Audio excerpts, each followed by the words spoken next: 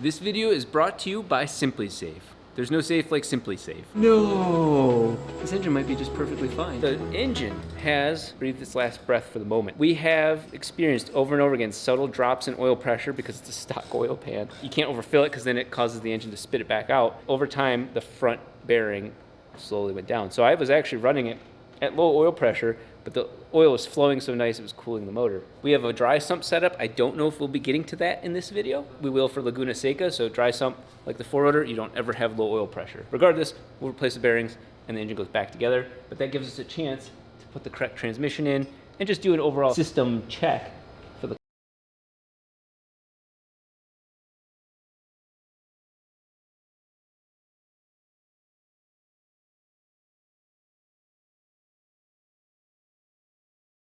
big trailer. And we're not allowed to store it here at the shop. We have the outdoor cameras, we have it all set up, nice lighting, and our landlord won't let us set it here. So we had to get the trailer stored elsewhere, but because of SimpliSafe, I feel SimpliSafe. It's comprehensive. The same system that's watching my trailer outside is watching the inside. They got so many options nowadays, it's absolutely insane, and I wouldn't even have enough time now to tell you every piece of equipment that you can add to your system. Smoke alarms, flood alarms. We even had a little pipe break over there. Now I caught it before it started spreading too far, but had it gotten to the water break sensor, we would have known if I was away from the shop at that time. And the best part is with Fast Protect monitoring, you can have somebody else worrying about it for you. So in the case of a break-in, the team at SimpliSafe, even before they dispatch law enforcement, they can be interacting with the cameras if you want them to, and as well as interacting with the people that are trying to break in and protect more of your situation. So that's something that is a nice peace of mind for me. And that's the best part. When you sign up, you get your first month's free, you get 20% off your system, all when you sign up for Fast Protect monitoring. That's when you go to simplisafe.com/RobDahm. That's simplisafe.com/RobDahm. As we grab the flex fuel sensor and everything out of here, these lines predate using ethanol on this car. I've just said it's kind of crazy that these lines have survived that long, and Ethan says, take a look. They're cracked. Wow. All along there. Now that's more of like a heat crack, but also ethanol. Everything has a service life, because even the good quality hoses, they still die over time. They don't last forever. Make sure you're always aware of your fuel system and be checking it, because it's not a permanent thing. Look at that. These aren't one of these swivel fittings. The swivel's not supposed. Yeah, that's not the swivel part. Would this continue to work? Absolutely. But you're living on borrowed time, and you definitely don't want to burn your car down. We're going to take the transmission.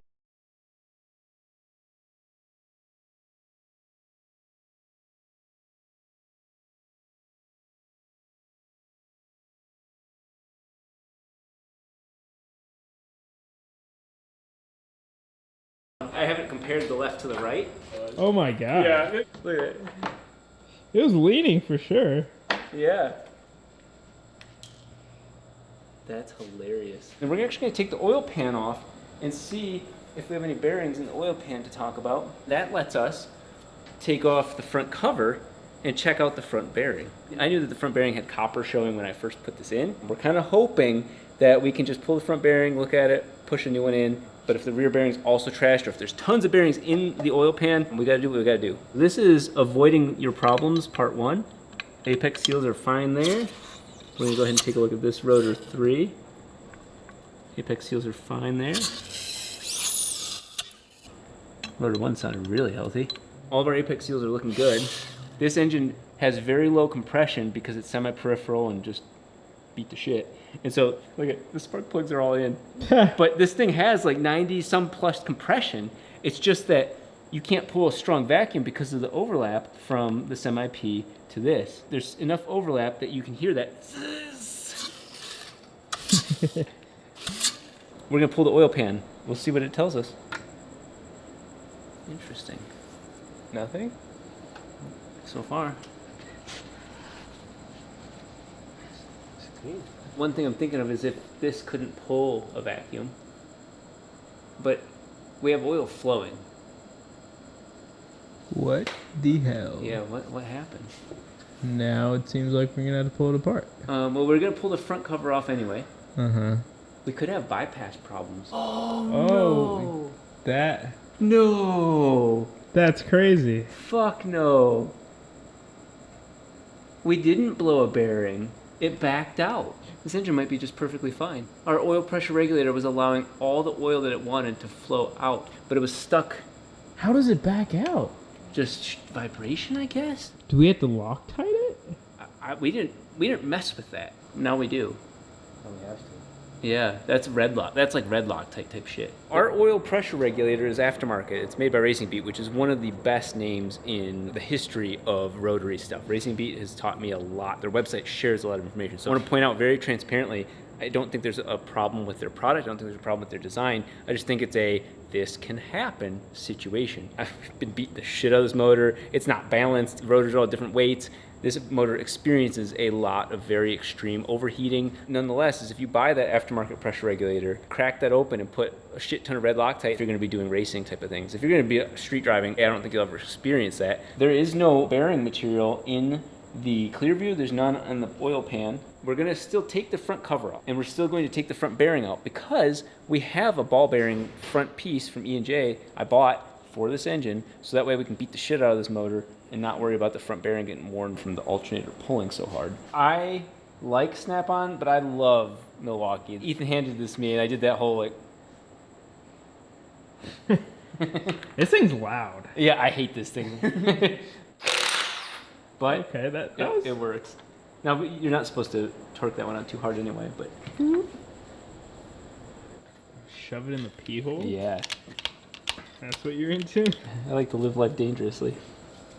Okay, that's as expected. I just realized some other really good news about the way we set this up as a rush is we have that massive Clearview filter that filters all the oil going to here, here, here, and the turbo. Here's what probably saved this motor is all that oil pressure is going through these bearings and to this equally. On a traditional motor, it goes through the filter and then runs through here, feeding these spots.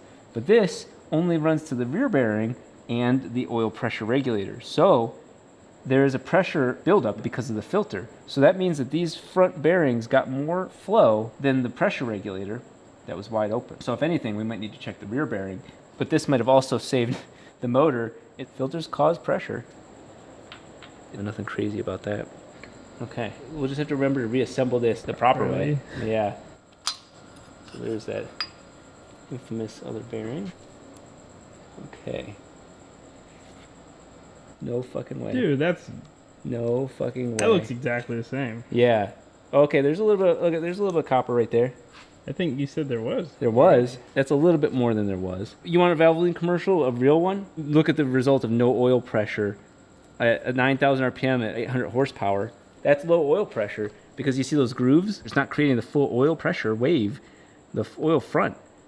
And yet it still was enough lubrication to prevent the whole bearing from just going. Just saved us a lot of time, too. That's Yeah. the best part. You want to change that one? Yeah, I'll push this one out. I think because of the oil pressure issue, we need to check the rear one. If that one looks like this, I'm okay with whatever's going on in the rest of the motor. We got so much else to focus on right now. I gotta remember, this isn't the 4-rotor. We hate this motor, and it loves us. Well, and you can put that. Because you're supposed to take these off, but we could just take this off. Let's show Ethan how Milwaukee does what Milwaukee does. I will ask you, Ethan, to hold the flywheel. I refuse.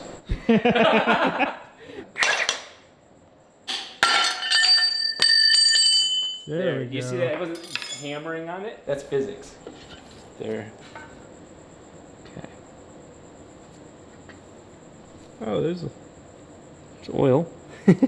And there is no copper so far. like a little bit of wear maybe, but was that always kind of... I mean, I agree with you. Oh yeah, it definitely scored a little bit, but it didn't get to the copper. Everybody else watching this can interpret it however they want to as well. The only bit of copper is right there. And that I guarantee I would have started that way. that. At the end of the day, that to me is low oil pressure. I would almost reuse this bearing. I don't think we're going to crack this engine open. Not yet. Not yet. Tonight we celebrate.